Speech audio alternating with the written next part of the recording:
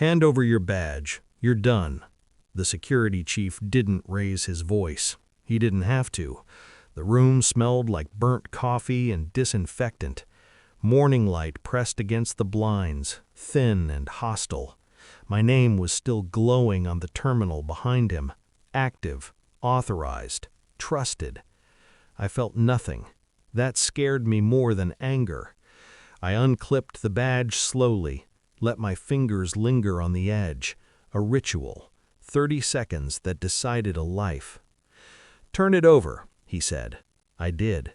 The silver sticker caught the light. Small, clean, precise. DOJ asset. Do not detain. The security chief's pupils shrank. He dropped the badge as if it burned him.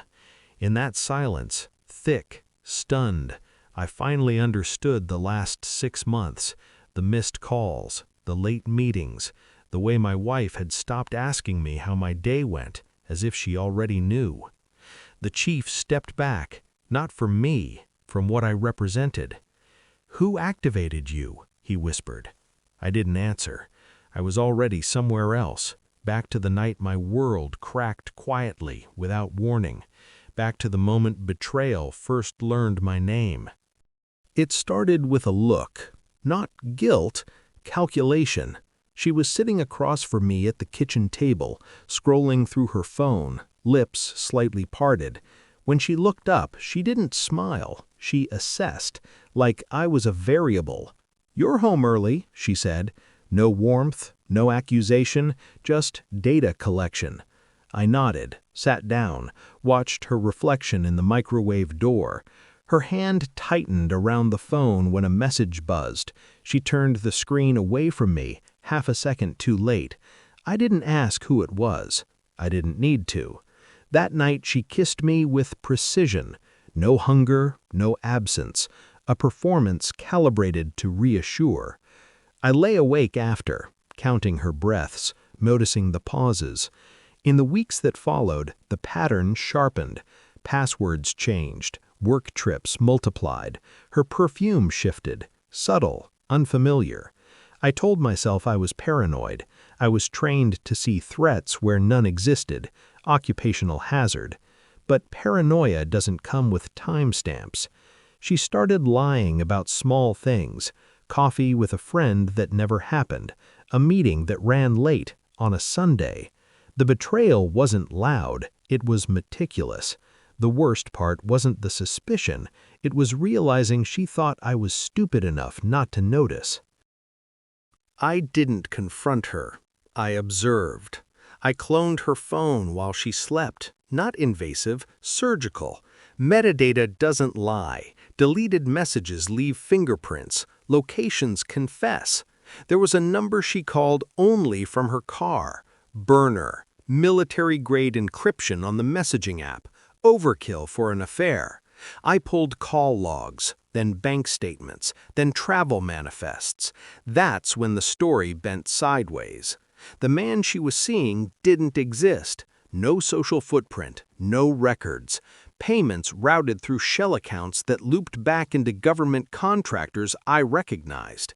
I ran a quiet background trace, flagged instantly. Redacted, compartmentalized. That was my first real fear. I requested a DNA test, not because I doubted my son, but because doubt had become currency in my house. The lab results came back clean. Good. One variable stabilized. I installed a passive listener in her car. Legal gray, necessary black. I listened to her voice change when she spoke to him, not softer, sharper, professional. They didn't talk about love. They talked about me, my routines, my access, my blind spots. I didn't sleep that night or the next. Instead, I mapped the lie. Every meeting, every handoff, every moment she'd come home and look at me like a problem waiting to be solved. She wasn't cheating. She was managing an asset, and I was the asset. The confirmation arrived in a sealed envelope. Department of Justice. Internal Oversight. I read it once, then again, slowly. My name wasn't listed as an agent. It was listed as property, recruited through proximity, maintained through emotional leverage, monitored via domestic attachment. My wife was the handler. I waited until dinner, poured wine, let the silence stretch. "I met someone from oversight today," I said casually. Her fork froze. "They asked about you." She didn't look at me. "Why would they?"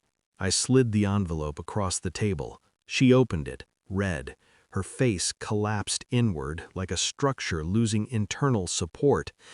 "They activated you early," she whispered. "You weren't supposed to find out." I studied her, this stranger I'd built a life with. "How long?" I asked. 5 years. Every year we'd been married. She started crying then, real tears, uncontrolled, the kind meant to humanize a monster. I felt nothing. I didn't yell, didn't accuse. I explained.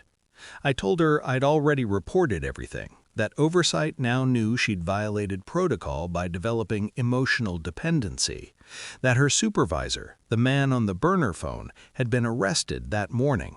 Her mouth opened, closed. "You used me," she said. "No," I replied, "you miscalculated me." I slid my badge onto the table, turned it over.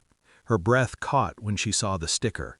They hadn't told her. They'd never intended to. I stood. "You were assigned to watch me," I said. "I was assigned to watch everyone else." I walked out while she was still begging for context, for forgiveness, for relevance. Behind me, her career disintegrated quietly, exactly how these things end. Now the security chief won't meet my eyes. He calls someone, apologizes, clears his throat. "You're free to go," he says. I pick up my badge, clip it back on. Outside, the air feels neutral, honest. I don't go home. There's nothing there that belongs to me anymore. I don't hate her. Hate requires investment. She was a lesson, an equation that solved itself. The truth didn't set me free. It stripped me clean. And as I walk away, badge cold against my chest, I realize something final, something unshakable. They never owned me. They just forgot to ask what happens when an asset wakes up.